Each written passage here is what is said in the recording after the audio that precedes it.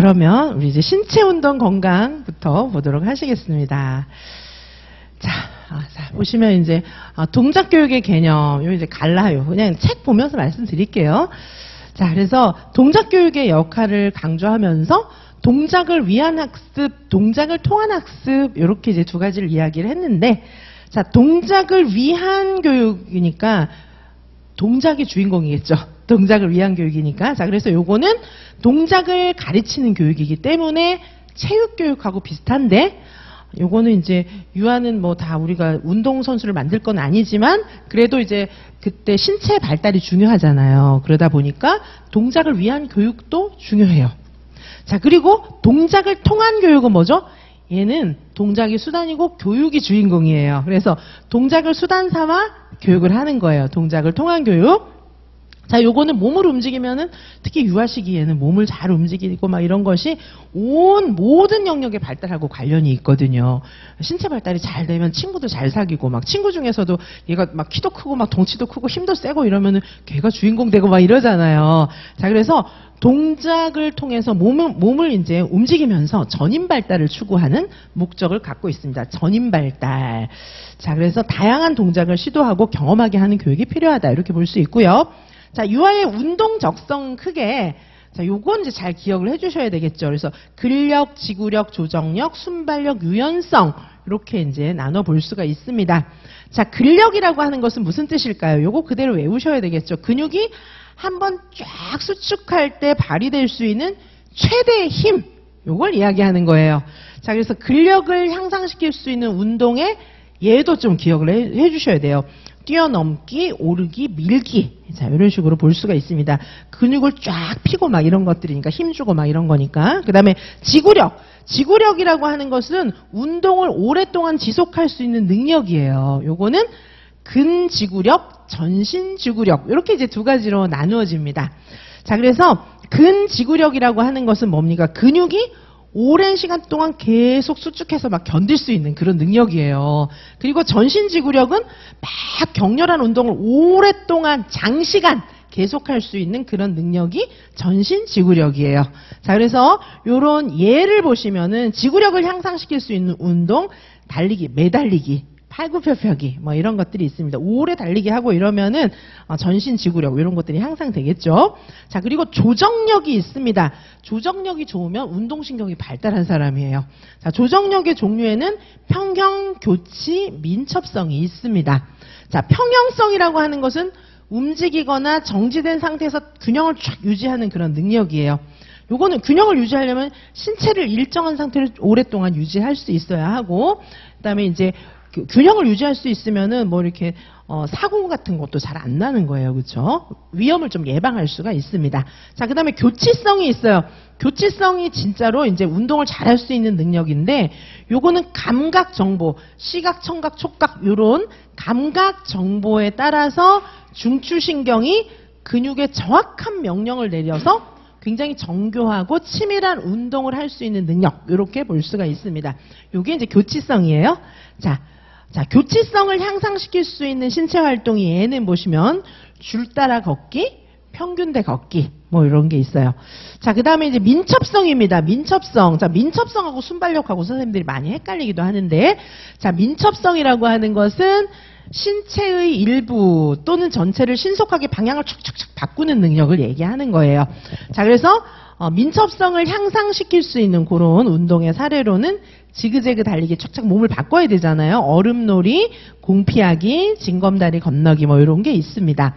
자, 그 다음에 순발력. 순발력도 민첩성처럼 이렇게 신체의 위치를 탁탁 이동시키는 건데, 요거는 순간적인 힘이 중요해요. 자, 그래서 힘과 속도를 포함한 동적인 그런 역량, 이런 거를 의미하는 것입니다. 자, 순발력을 향상시킬 수 있는 신체 활동에 의해 개구리 뛰기, 자, 높이 뛰기, 멀리 뛰기, 순간적으로 팍 뛰어오르는 거잖아요. 자, 이런 운동이 순발력에 해당합니다. 자, 그 다음에 이제 유연성. 유연성은 뭐 요가 잘하고 뭐 이런 거 비슷한 거예요. 그래서 몸의 균형을 유지하고 바른 자세를 취하게 하는 그런 능률적인 운동을 수행하는데 도움이 되는 그런 요소입니다. 유연성. 자, 그리고 이제 그림을 잘 봐주셔야 되는데, 자, 여기 운동 능력, 운동 적성, 신체 구조 요 그림을 좀 잘 봐주셔야 어느 부분에서 문제를 묻고 있는지 요게 파악이 잘 됩니다. 제일 중요한 게 신체 구조, 몸이 튼튼해야 되겠죠? 신체 구조에 해당하는 것은 감각기관, 호흡기관, 순환기관, 신경기관 이런 것들이 있어요. 자, 이제 몸이 튼튼하면은 운동 적성을 갖출 수가 있죠. 그래서 요런 운동 적성이 잘 갖춰지면 그 다음에 운동을 잘 할 수 있는 거예요. 자, 운동 적성에는 좀 전에 보셨던 근력, 지구력, 조정력, 순발력, 유연성 이런 것들이 있습니다.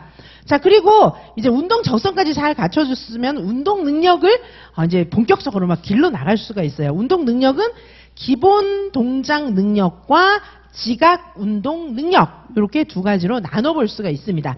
요 표를 잘 기억하시면은 문제가 어디서 나왔느냐 요거를 이제 생각하시면 정확한 답을 쓸 수가 있어요. 자, 운동 능력 발달을 보도록 하시겠습니다. 유아의 운동 능력의 개념 보시면은 운동 능력은 크게 기본 동작 능력과 지각 운동 능력 이렇게 두 가지가 있어요.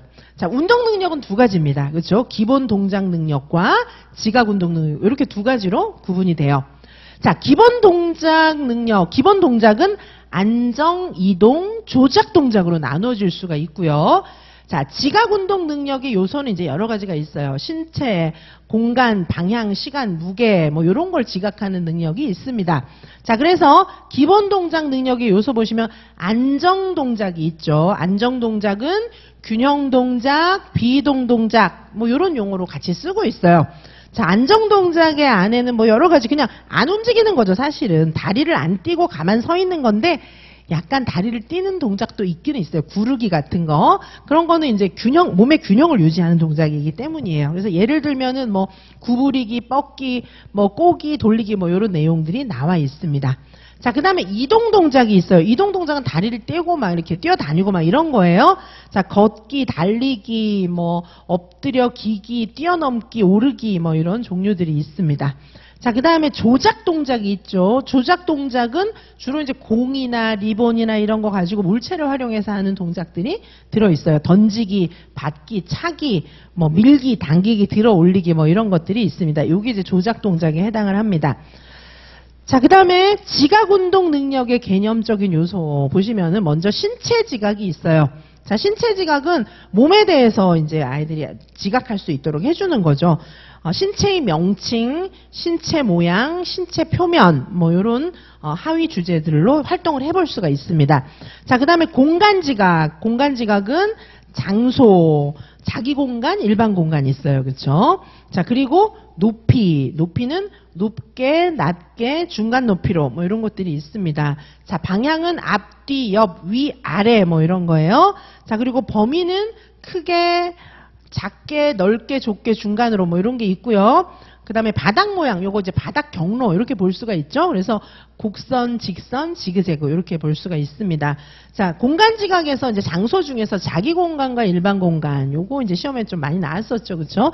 자기 공간은 유아가 혼자 쓸 수 있는 공간이에요. 팔을 하고 다리를 쫙 뻗어갖고 요 안에서 이제 친구들 탁탁 치고 막 이런 게 아니고 내가 쓸 수 있는 공간인데 요거 이제 뛰어다니면서도 이렇게 친구를 안 부딪히게 할 수 있어요. 내 공간. 여기 팔 다리를 쭉 뻗쳐서 더 나가진 않잖아요, 내가. 그래서 요 공간, 내가 쓸 수 있는 공간을 얘기하고 일반 공간은 함께 쓸 수 있는 공간입니다. 자, 이렇게 보실 수 있고요. 그 다음에 운동 능력의 발달 보시면은 갤러휴는 인간의 운동기술 습득이 4단계로 순차적으로 이루어진다. 이렇게 보았습니다. 자, 그 중에 이제 우리 유아들은 기본 동작 단계에 해당해요. 그렇죠? 우리 이제 뭐 다른 것도 필요하지만 요 밑에 그림에 보시면 반사적 동작기, 초보적 동작기, 기본적 동작기, 전문적 동작기가 있는데 우리 유아들은 기본적 동작기에 해당하는 거죠. 그렇죠? 자, 그래서 기본적 동작기도 초기, 기초, 성숙 이런 3단계로 나눠 볼 수가 있습니다. 자, 요 시기는 대소근육을 통제하는 능력이 증가하기 때문에 요때 주로 비이동, 이동, 조작 동작을 숙달하는 게 중요해요. 그래서 우리 유치원 애들한테는 이런 기본 동작을 좀 가리키고 활동을 많이 해볼 기회를 주는 게 필요한 거예요. 여러 가지 기본 동작 이런 거를 성숙하게 수행할 수 있도록 자꾸 연습해보고 이렇게 하면은 아이들의 발달에 맞는 겁니다. 자, 유치원 시기가 되면은 기본적인 동작은 다 할 수가 있는데 웬만하면 스키핑, 뛰어넘기 이런 건 좀 한계가 있는 거예요. 그렇죠? 자, 그래서 비이동 동작 보시면 비이동 동작은 말씀드렸던 것처럼 균형 동작, 안정 동작 이렇게 볼 수가 있는데 몸의 위치를 변화시키지 않은 상황에서 자세히 변화에 따라서 몸을 이제 움직이는데 신체 균형을 유지하는 거예요. 신체 균형을 유지하는 동작입니다. 균형을 유지할 수 있어야 돼요. 근데 이제 균형 유지하는 게 쉽지가 않은 거죠. 뻗기, 구부리기, 흔들기, 꼬기, 피하기, 회전하기 이런 게 있는데 이제 공이 날라오면 촥 피해야 되는데 막 흔들흔들하고 잘 못 피하는 거예요. 균형을 촥촥 유지할 수 있으면 완전 영화에 나오는 사람 같겠죠, 그렇죠? 자, 그다음에 이동 동작이 있습니다. 이동 동작은 바닥에서 몸을 떼서 몸의 위치를 변화시키는 동작이에요. 자, 여기 이제 기기, 걷기, 뭐 점프하기, 구르기는 이동 동작으로 넣기도 하고 비이동 동작으로 넣기도 합니다. 요거는 이제 왔다 갔다 해요. 책에 따라서.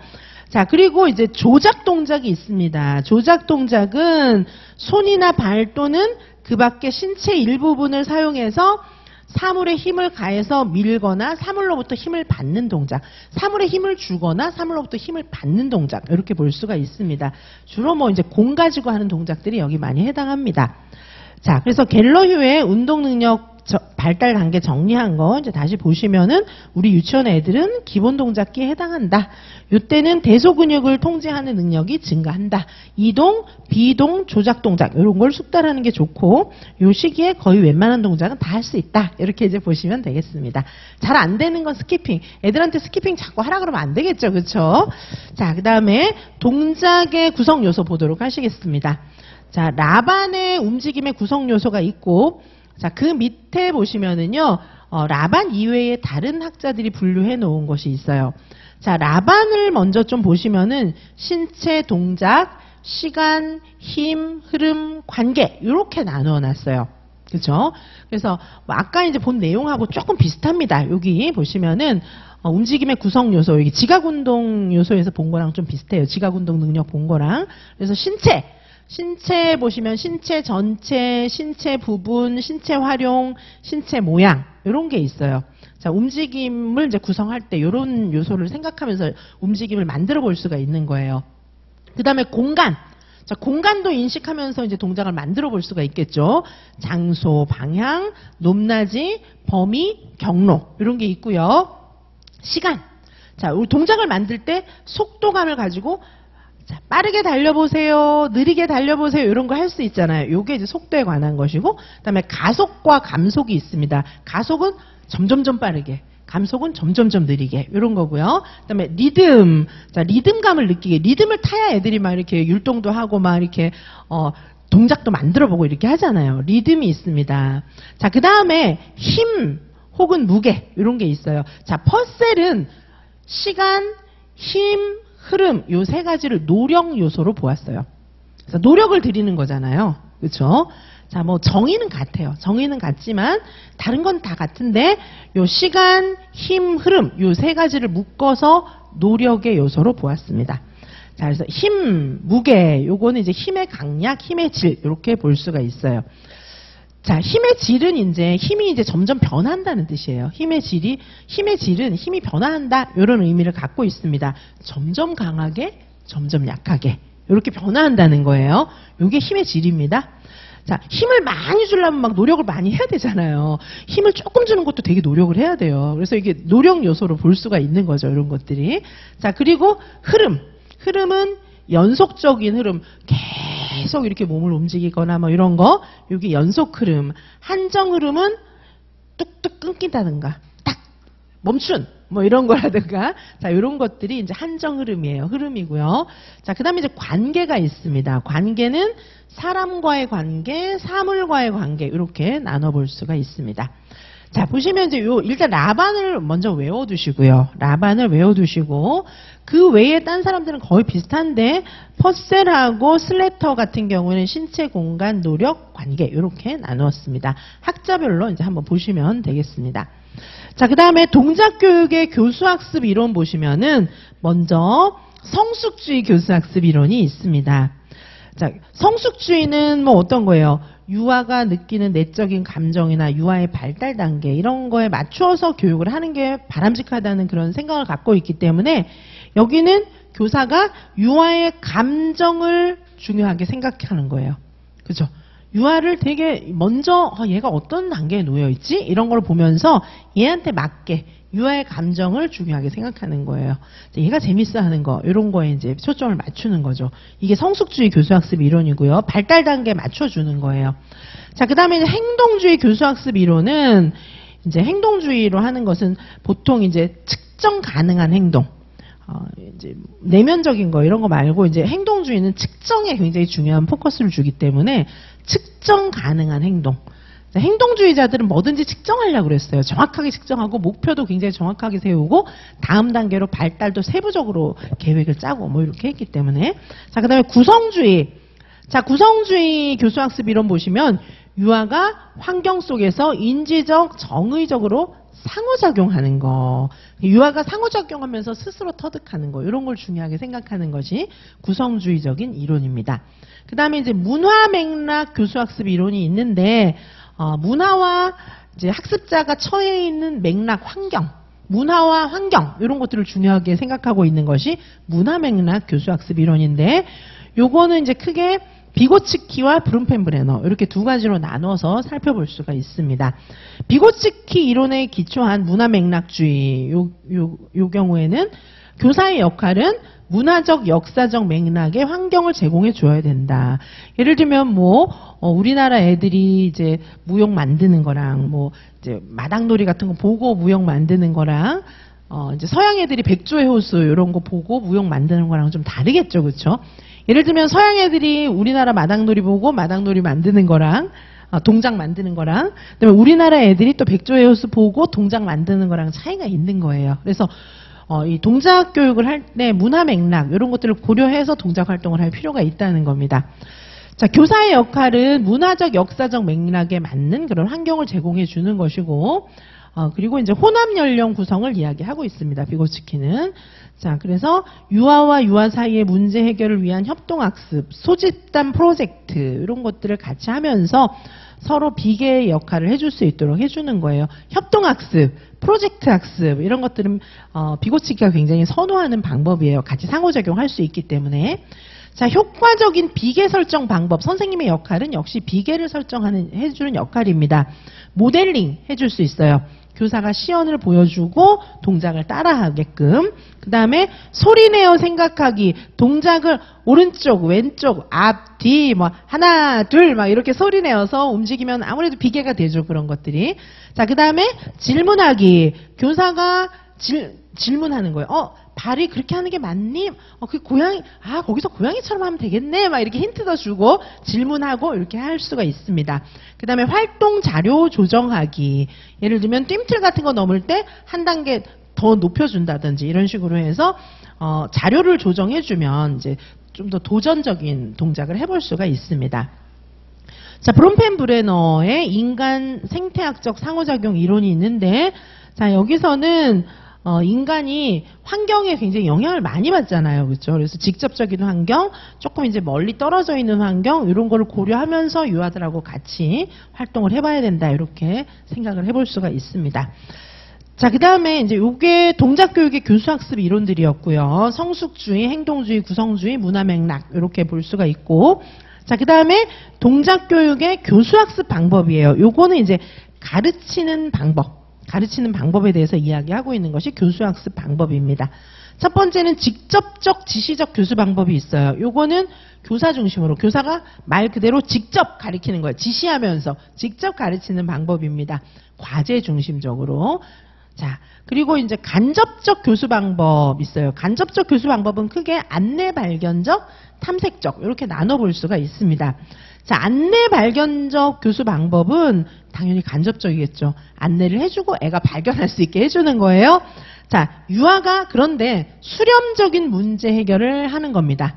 이게 애가 막 스스로 발견하는 거니까 이게 막 확산적인 것 같잖아요. 이 동작이기 때문에 확산적인 질문, 우리가 주로 이제 간접적인 방법은 확산적으로 막 창의적으로 이렇게 생각을 하는데 창의적이라 할지라도 이건 수렴적 문제 해결이에요. 왜냐? 동작이기 때문에. 그렇죠? 동작을 막 혼자 다르게 막 하고 이러진 않잖아요. 자기화되긴 하지만 수영을 팔 안 움직이고 배우고 막 이럴 수는 없기 때문에 요거는 이제 수렴적인 문제 해결입니다. 자, 그리고 교사는 문제를 해결하기 위한 발견이 일어날 수 있는 언어의 유형을 사용해 주는 게 좋습니다. 자, 리그스의 안내 발견 교수 방법이 있는데 요거는 탐색, 발견, 선택 요런 절차를 거치도록 되어 있습니다.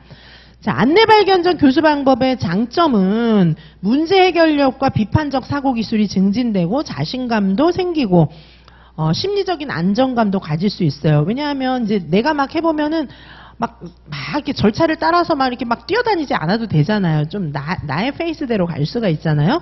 그리고 동작 어휘. 선생님이 이야기하고 내가 생각해보고 친구들하고 얘기해보고 탐색하고 발견하고 선택하는 이 과정에 동작 어휘 같은 것들도 많이 익힐 수가 있습니다. 자, 그 다음에 탐색적 방법입니다. 보시면 요거는 이제 주로 헬시와 포터가 제안한 그런 방법이 있습니다. 자, 요 이제 방법의 내용을 보시면은 처음에 움직임, 문제를 설정한 다음에 유아가 스스로 실험해 보는 것입니다. 자, 실험하고 그 다음에 관찰과 평가, 다른 사람들이 하는 거, 다른 사진 이런 거 보면서 이제 이렇게 하는 게 좋겠어, 저렇게 하는 게 좋겠어 이런 생각을 하면서 나름대로 이제 평가도 하는 거예요. 자, 그리고 평가를 통해서 얻게 된 특성을 또다시 자신의 동작에 적용하면서 활동하게 할 수가 있습니다. 자, 유아 스스로 탐색해 볼 수 있는 그런 방법이 있고 헬시와 포터의 방법이 있습니다. 자, 직접적 교수 방법과 간접적 교수 방법은 둘 다 장단점이 있습니다. 직접적 교수 방법의 장점은 시간 사용을 너무 효율적으로 할 수 있는 거예요. 그리고 즉각적인 결과를 볼 수 있죠. 자, 선생님 따라해봐. 너 잘하네, 못하네. 이게 되니까 막 성취감도 있어요. 부모님들이 되게 좋아할 수도 있어요. 우리 애가 이런 걸 배워왔어요. 막 이럴 수가 있는 거예요. 함께 똑같은 동작을 다 획일적으로 만들 수 있는 게 뭐 장점이어서 단점도 됩니다. 그리고 이제 모방적인 동작을 따라해 볼 수 있고, 즉각적인 평가, 그 다음에 선생님의 지시에 따르는 게 편하잖아요. 자, 뭐 요런 동작을 또 해야 될 이유도 있겠죠. 그죠? 그 다음에 단점은 창의성, 자기 표현력 이런 거는 좀 기르기 어렵고 과정을 요즘에 굉장히 중요하게 생각하는데 요건 결과에 초점을 맞춘 그런 활동이라는 것이 이제 단점이고, 그리고 개인차를 좀 다 존중해주기 어려워요. 다 같이 똑같은 동작을 하기 때문에. 자, 간접적 교수 방법의 장점입니다. 자, 요거는 이제 비판적 사고를 증진시킬 수 있고 애가 막 생각할 수 있어요. 인지 과정을 자극할 수가 있는 겁니다. 그리고 이제 내가 이런 거 해야지 막 책임감 발달시킬 수 있고, 동작 관련 어휘가 확장될 수밖에 없어요. 탐색하고 막 선택하고 이런 과정이 있기 때문에. 그리고 실패에 대한 두려움도 없고 마음이 좀 안정됩니다. 왜냐하면 다 줄 서가지고 너 한 명씩 해봐 이러면 못하면 되게 창피한데, 요건 자기가 탐색하고 발견하고 이렇게 알아서 스스로 하는 거기 때문에 좀 실패에 대한 두려움이 없을 수가 있습니다. 개인차를 존중해 줄 수가 있고, 그러다 보니까 운동에 대한 자신감, 흥미 이런 것들을 좀 발달시켜 줄 수가 있어요. 독립심, 내가 해보는 거니까 독립심을 증진시킬 수가 있고, 그 다음에 자기 자신과 또래에 대해서도 참을성을 가지게 됩니다. 이게 각자 페이스대로 운동을 하고 있기 때문에. 그리고 다른 사람의 생각을 수용할 수가 있습니다. 단점은 획일적으로 하는 게 아니다 보니까 시간이 많이 소요되고, 그 다음에 교사가 좀 기다려줘야 돼요. 그리고 요건 경험이 풍부한 교사는 이렇게 이제 좀 간접적 교수 방법은 좀 아이들 중심이잖아요. 이런 거를 커버할 수가 있는데 초임 교사들은 그냥 교사가 쭉 끌고 가는 게 더 쉬울 수도 있어요. 자, 유아 동작 교육에서 교사의 역할입니다. 자, 신체와 동작에 대한 이해를 해야 돼요. 그래서 우리가 기본 동작이라든지 동작 요인이라든지 이런 걸 다 공부하는 거예요. 옆반 선생님이 이제 동작 교육 수업을 하고 있는데 거기 들어가서 왜 이 선생님이 이런 동작을 가르치고 있는지를 아예 모르면은 안 되잖아요. 자, 내가 유아들하고 어떤 활동을 해볼 때 이 활동을 시키는 이유는 어떤 능력을 개발하기 위함이다. 이런 생각이 있어야 동작 활동을 할 수 있잖아요. 자, 그래서 신체와 동작에 대한 이해를 잘하고 있어야 돼요, 선생님들이. 자, 기본 동작, 우리 이제 유아들의 발달 과업이라고 볼 수도 있어요. 안정, 이동, 조작 동작이 어떤 건지. 그 다음에 동작의 요인, 그리고, 애들의 이제 운동 능력의 발달 단계, 우리 이런 거 앞에서 다 봤잖아요. 그죠? 발달 단계, 얘네들한테 맞는 걸 시켜야 되니까. 자, 그리고 발달과 환경, 공간, 교구, 뭐 시설 이런 부분에 대해서 동작에 대한 공부를 좀 하셔야 돼요. 유아 신체 동작에 대한 공부를 해야 되고, 그 다음에 교사의 태도와 언어는 융통성 있는 태도가 필요합니다. 유아 수준에 맞는 언어를 써야 됩니다. 왜냐하면 이 동작이라고 하는 것은 개인차가 좀 있어요. 신체 발달도 개인차가 있기 때문에 너무 무리한 거 시키면 또 안 되잖아요. 그래서 선생님이 융통성 있는 태도가 필요하고, 유아 수준에 맞는 언어를 쓰면서 이제 자꾸 설명을 해주고, 이렇게 하면 아이들이 동작 언어를 익힐 수도 있고, 얘네들이 말을 또 잘 알아들어야 생각도 할 수 있기 때문에 선생님 입장에선 태도와 언어는 융통성 있는 태도, 그리고 유아의 수준에 맞는 언어가 필요합니다. 다양한 경험과 창의적 표현을 할 수 있는 기회를 줘야 돼요. 자, 이게 지금 애들이 막 신체 발달이 일어나는 그런 상황이잖아요. 그런 단계에 놓여 있잖아요. 그래서 이 아이들한테 맞는 다양한 경험을 할 수 있도록 도와주는 것이 필요합니다. 자, 그리고 너무 정해진 거, 자, 나 따라 해봐, 이대로 해봐, 막 자꾸 이런 것만 하면 안 되고 창의적으로 생각하면서 표현할 수 있도록 해줘야 되고, 요새는 창의적 동작 활동을 훨씬 많이 해요, 사실. 보통 시험 문제에도 창의적 표현 이런 것들을 시험 문제에 좀 많이 내는 편입니다. 그렇죠? 자, 유아의 동작 능력을 탐색하는 그런 방법은 점진적인 탐색. 그죠? 갑자기 어려운 동작을 쫙 할 수가 없잖아요. 시간을 두고 점진적으로 탐색할 수 있도록 해줘야 되고, 그다음에 아이들한테 설명할 때는 대조적으로 설명하면 잘 알아듣습니다. 그죠? 대조법, 점진적인 탐색 이런 것들을 활용하는 것이 바람직합니다. 자, 그 다음에 이제 유아 동작 교육의 접근 방법이에요. 이거는 동작 교육을 설명하는 학문적인 방법이라는 뜻이에요. 그래서 접근 방법을 책에 따라서 여러 가지 분류로 좀 이렇게 정리를 해놓는데, 동작 교육의 접근 방법을 제가 여기 표로 정리를 해놨잖아요. 이렇게 정리해놓는 책도 있고, 그 다음에 제가 요 지금 교재에서 쭉 풀어놓은 것처럼 요 교재에서 풀어놓은 방식으로 정리를 해놓는 책들도 있어요. 자, 그래서 저는 요 네모표 안에 있는 방식으로 써놓은 게 아니고 다른 방법으로 쭉 정리를 해놓은 건데, 두 개를 다 보시라고 이렇게 두 가지 방식으로 써놓은 겁니다. 자, 그래서 보시면은 유아 동작 교육의 접근 방법, 요거 네모 박스 안에 있죠, 그쵸? 신체적, 극적, 리듬적, 통합적 요렇게 정리를 하고 있기도 해요. 요게 더 쉽죠? 그래서 그냥 요거는 표로만 해놓은 거예요. 그렇죠? 자, 그래서 신체적 접근 보시면은 이건 이제 아이들의 동작이나 뭐 이렇게 동작에 초점을 맞춘 거예요. 신체적 접근이니까.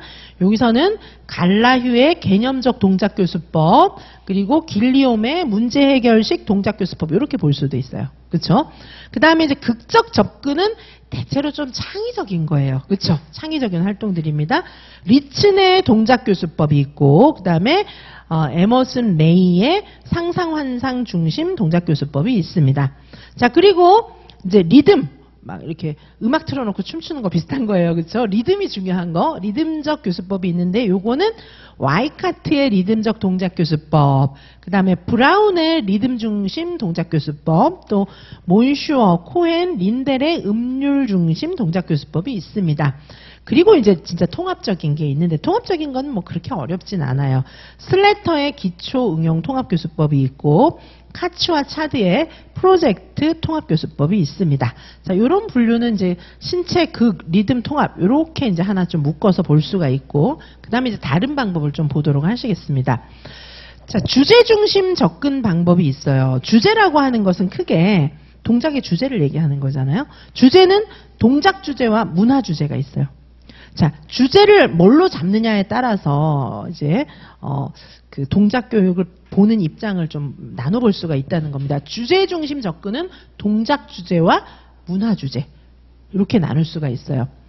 자, 그래서 보시면은 이제 신체적 접근이 있습니다. 신체적 접근. 요게 이제 갈라휴의 개념적 동작교수법이 있고, 밑에 신체적 접근이 길리움의 문제 해결식 동작교수법도 있는 거예요. 그죠? 신체적 접근이에요, 둘 다. 자, 신체적 접근에서 갈라휴의 개념적 동작교수법을 보신다면은, 자, 갈라휴 요 네모표 안에 지금까지 배운 내용이 되게 많이 들어가 있어요. 자, 요 사실은 갈라휴는 요 네모표만 외우시면 됩니다. 동작교수법에서. 자, 보시면은 개념적 동작교수법 모델 보시면은, 자, 신체운동 발달 단계가 반사, 초보, 기본, 전문 이렇게 나누어져 있죠. 그런데 우리 유치원 애들은 이제 기본 동작기에 해당한다 이렇게 볼 수가 있는 거죠. 우리는. 그래서 기본 동작은 뭐죠? 비이동, 이동, 조작 동작이죠. 이렇게 볼 수가 있고, 반사 동작은 신생아들이 이렇게 뭐 목반사 이렇게 한다던가 이렇게 반사적으로 움직일 수 있는 동작. 신생아들은 이게 좀 중요하잖아요. 그리고 여기 초보 동작은 애들이 이제 조금 크면 쓸 수 있고 막 이런 거 있잖아요. 요게 이제 초보 동작이에요. 우리 유치원 애들한테 필요한 거는 요 비이동, 이동, 조작 동작 요걸 좀 열심히 해보는 거예요. 그리고 이제 좀 더 크면 전문 동작. 김연아 선수처럼 막 이렇게 스케이트 타면서 막 표정도 하고 막 이런 거 있잖아요. 그런 게 이제 전문 동작이죠. 기본 동작이 잘 익혀지면 나중에 전문 동작도 할 수 있는 건데, 우리 애들은 기본 동작이 중요한 거예요. 자, 그러면 동작의 기본 유형은 안정, 이동, 조작 동작으로 볼 수가 있고, 우리 애들은 요게 중요합니다. 자, 그리고 이제 그럼 어떻게 가르칠 것인가? 이런 내용들을, 동작 내용을 어떻게 가르칠 거냐 하면은, 요 갈라휴는 계열화시켜서 가르쳐라. 이렇게 얘기를 했어요. 계열화시키는 건데, 계열화는 탐색, 발견, 조합, 선택, 경쟁적 수행, 개별화. 밑으로 갈수록 좀 심화된 거예요. 자, 그래서 처음에는 간접적 교수 방법을 써요. 야, 너 팔 이렇게 움직여, 다리 이렇게 움직여. 되게 이상하잖아요. 그렇죠? 애가 탐색을 해볼 수 있어야 되겠죠. 그래서 이제 간접적으로 애가 스스로 탐색하고, 직접적으로 너 해! 뭐 이렇게 하는 게 아니라 간접적으로 애가 찾아갈 수 있는 거예요. 요게 간접적 방법이고, 점점점 갈수록 이제 얘가 이제 또 올바른 방법을 찾아가는 거죠. 그래서 뒤로 갈수록 오히려 직접적 교수 방법에 해당하는 거예요. 그렇다고 막 너 이렇게 막 애를 막 억압하고 이런 건 아니지만은, 오히려 뒤로 갈수록 직접적 방법에 가깝다 이렇게 볼 수가 있습니다. 자, 그러면 이제 이 학습 경험의 계열화라고 하는 것은 점점점 심화시키는 걸 얘기하는 거잖아요. 브루너가 원래는 계열화라고 하는 용어를 쓰긴 했지만, 자, 탐색은 뭐냐 하면은 각 활동에 포함된 움직임을 각각 분리시켜서 탐색해보는 거예요. 자, 수영 같은 거 할 때도 팔 해보고 다리 해보고 이렇게 팔다리 막 움직여 보는 거예요. 그렇죠? 자, 그 다음에 발견하는 건 뭐냐 하면 다른 사람이 하는 거나 친구가 하는 거, 뭐 수영 코치가 하는 거 이런 거 보는 거죠. 그 다음에 그림도 보고 영상도 보고 책도 보고 이렇게 하면서 이렇게 하면 되겠구나 이런 생각을 하는 거예요. 그렇죠? 그래서 움직임을 더 잘 수행할 수 있는 방법과 수단 이런 것들을 발견하는 것이 발견이에요. 그렇죠? 자, 그럼 이제 얘가 이제 발견을 하면은 왠지 될 것 같아 막 이런 생각이 들잖아요. 그럼 그때 조합을 해보는 거예요. 팔, 다리, 머리 이걸 다 합쳐가지고 한번 해보는 거예요. 그렇죠? 자, 그 다음에 이렇게도 해보고 저렇게도 해보고 이러면서 이 방법이 좋겠어 이렇게 선택을 하는데, 요때 약간 경쟁을 시키면은, 왜냐하면 같이 쟤 하는 거 보고 얘 하는 거 보고 내가 더 잘해야지 이런 생각을 좀 하면 더 잘할 수 있는 거예요. 선택 단계에서는 약간 비형식적인 경쟁 이런 요소가 좀 들어가도 좋습니다. 자, 그 다음에는 경쟁적 수행. 자, 우리 한번 자, 선생님이 호루라기 불 테니까 한번 해볼까? 뭐 이렇게 하든지, 우리 한 팀씩 나와서 한번 해볼까? 뭐 이렇게 하면서 좀 뭔가 경쟁을 붙이면은 얘네가 이제 막 집중적으로 훈련할 수가 있는 거예요. 그 다음에 개별화. 이제 동작이 완전히 숙달되면은 나만의 수영하는 방법, 나만의 공 던지는 방법 이런 게 나오는 거예요. 그죠? 전체적인 방향은 있지만 좀 나만의 방법이 있잖아요. 자, 그게 바로 학습 경험의 계열화입니다. 자, 그 다음에 이제 신체적 접근이 또 있어요. 신체적 접근 보시면은 길리움의 문제 해결식 동작 교수법이 있습니다. 자, 요 경우에는 해결해야 될 문제를 던져주는 거예요. 해결해야 될 문제 상황을 주고 그 문제를 해결하는 기술. 자, 요런 것들을 아이들이 터득할 수 있도록 해주는 거. 요런 방법으로 문제 해결을 할 수 있는 기회를 주는 거예요. 자, 길리움은 과정 중심, 문제 해결식 동작 교수법이니까 당연히 과정을 중요하게 생각했겠죠. 과정 중심에 입각한 방법을 강조하면서 5가지 기준에 입각한 수업 과정 모형을 제시를 했어요. 자, 요 한 5가지 정도를 명심해서 애들한테 문제를 던져주라는 거예요. 처음에 주제가 있어야 돼요. 큰 주제를 줘야 됩니다. 자, 띰틀 뛰어넘어봐. 우리 이거 넘어보자. 이렇게. 그래서 스스로 해결해야 될 문제를 딱 주는 거예요.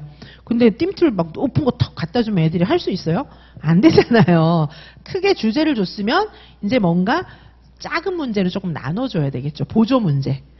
그죠? 원래 프로젝트나 뭐 이런 거 할 때 이렇게 다 하는 거예요. 큰 문제 다 딱 주면은 애들이 그걸 어떻게 해요? 좀 작은 문제들도 주고 이렇게 해야 되는 거죠. 자, 결정적인 구실이나 문제들을 제시하면서 좀 쪼개주는 거예요. 큰 문제를. 그 다음에 풍부한 사고. 자꾸 자기 혼자 탐색하고 생각해보고 이렇게 하게 해줘야지. 그래야 이제 문제 해결해 나가는 과정이 중요한데 얘가 막 생각을 많이 해봐야 되잖아요. 자, 풍부한 사고, 문제 해결을 위해서 얘네들이 풍부한 추리력과 상상력 이런 거를 막 생각하면서 막 자꾸 생각해보게 해줘야 되는 거예요. 그 다음에 창의력. 자, 창의적인 사고력과 문제 해결력이 생길 수 있게끔 선생님이 이제 주제도 잘 설정해야 되고 중간에 자꾸 가이드를 해줘야 됩니다. 그 다음에 이제 하나의 동작이라든가 하나의 과제를 통해서 여러 가지 목표를 달성할 수 있어야 돼요. 지식, 기능, 태도뿐만 아니라 뭐 지식도 여러 가지 지식, 기능도 여러 가지 기능, 태도도 여러 가지 태도 이런 것들을 달성할 수 있는, 많이 달성할 수 있으면 좋죠. 그렇죠? 포괄적인 목표를 좀 선택을 하는 게 좋겠다. 이렇게 이야기했습니다. 자, 요게 길리움의 문제 해결식 동작 교수법입니다. 자, 그 다음에 지금 뭘 보고 있습니까? 주제 중심 접근을 보고 있거든요. 자, 주제 중심은 크게 동작 주제와 문화 주제인데, 일단 이제 신체적 접근, 요건 이제 동작 주제로 많이 이제 쓰는 경우가 있고요. 그 다음에 이제 극적 접근 방법입니다. 극적 접근 방법은 가장 창의적인 신체 표현 방법이에요. 여기도 동작 주제와 문화 주제가 있어요. 창의적인 것이지만은. 자, 그래서 리츠의 동작교수법 보시면 리츠의 동작교수법도 동작 주제와 문화 주제로 나누어 볼 수가 있습니다. 동작도 창의적으로 막 만들 수 있잖아요. 그렇죠? 자, 그래서 리츠의 동작 주제 5단계 교수학습 과정 보시면은 처음에 지시 따르기. 창의적인 게 창의적인데 웬 지시 따르기? 얘네들이 애들이기 때문에, 유아들이기 때문에 어느 정도는 선생님이 뭐 유의사항도 알려주고 순서도 좀 정해주고 약간은 그렇게 할 필요가 있는 거예요. 지시 따르기. 자, 그 다음에 이제 모방하기. 동작 주제니까 뭐 선생님이 하는 대로 나 따라해봐. 이런 건 아니더라도 약간의 이제 모방 이런 게 필요한 거예요. 그렇죠? 그 다음에 이제 모방을 해보고 그 다음에 상황을 만들어 보는 것입니다. 상황 구성하기 해서 아이들이 이제 그동안 만들었던 동작을 연합시켜가지고 새로운 동작을 만들어내는 거예요. 창조하기 뭐 이렇게 볼 수가 있습니다. 자, 요게 이제 예를 들면 수영선수 되어보기. 제가 이제 전에도 그런 말을 했는데, 자, 우리 수영선수 되어보기 해보자. 뭐 이렇게 하는 거예요. 그러면은 수영하는 거 막 모방을 막 해보는 거죠. 그럼 여기 상황 구성이, 우리 지금 바닷가에 왔거든? 그래서 그러면 우리 수영하는 것처럼 무용을 막 만드는 거죠. 그렇죠? 무용을 만들기도 하고 동작을 만들어 보기도 하고 창의적인 동작을 한번 해보는 거죠. 팔, 다리 이런 거 다 만들어서 이제 어떤 형태로든 창의적인 동작을 구성해 볼 수가 있는 겁니다. 자, 그 다음에 리츠의 문화주제 교수학습 과정이 있습니다. 자, 여기도 처음에 지시 따르기가 있어요. 자, 지시 따르기. 자, 흉내 내기, 극화하기, 뭐 즉흥적 극화, 창작 구성 이렇게 되어 있는데, 예를 들면 문화주제는 나뭇잎 되어보기라든가 아니면 백조의 호수 뭐 이런 거 백조 되어보기라든가 뭐 이런 걸 해볼 수가 있어요. 자, 그러면 이제 백조 흉내 내보고 막 이렇게 하는 거예요. 극을 만드는 거죠. 극화를 자, 백조가 여기서 와서 이쪽으로 날아가서 저기 딴 친구 백조가 오고 막 이렇게 해보는 거예요. 자, 극화하기. 그 다음에 즉흥적인 극화. 이제 극화하는 과정에서 좀 즉흥적으로 팔은 이렇게 보고 다리는 이렇게 보고 백조가 여기서 슉 날아가고 얘는 조그만 백조 뭐 이런 식으로 즉흥적으로 막 동작을 넣어보는 거예요. 그러면서 전체적인 창작 동작을 구성해 볼 수가 있습니다. 자, 리츠의 동작교수법 보시면은 동작 주제, 문화 주제 이렇게 나눠볼 수가 있습니다. 자, 지시 따르기, 모방하기, 상황 구성하기, 연합시키기, 창조하기 이렇게 이제 과정을 나눠볼 수가 있습니다. 자, 지시 따르기 선생님이 어느 정도 알려줘야 되고, 모방하기에서는 교사와 유아가 함께 참여해서 이제 같이 서로서로 모방하고 뭐 이런 활동을 해볼 수가 있습니다. 상황 구성하기, 유아의 사고와 움직이는 방식 이런 것들을 서로 연결할 수 있는 상황을 만들어 줄 수가 있습니다. 그 다음에 연합시키기, 아이들이 생각해낸 그런 동작들을 연속적으로 수행해 나갈 수 있는 기회를 주고, 그러면 이제 마지막에 다 무용이나 이런 것들을 만든 거예요. 창조하기 이렇게 지나갈 수가 있습니다. 자, 그 다음에 극적 접근 방법으로 에머슨과 레이의 상상 환상 중심 동작 교수법이 있습니다. 자, 여기서는 표현, 확장, 상상, 창작 이런 4가지 요소를 중심으로 무용 교육의 단계를 제시했습니다. 표현, 확장, 상상, 창작 요 4가지를 이야기하고 있습니다. 자, 여기까지 하고 좀 쉬었다가 리듬적 동작 교수법부터 보도록 하시겠습니다.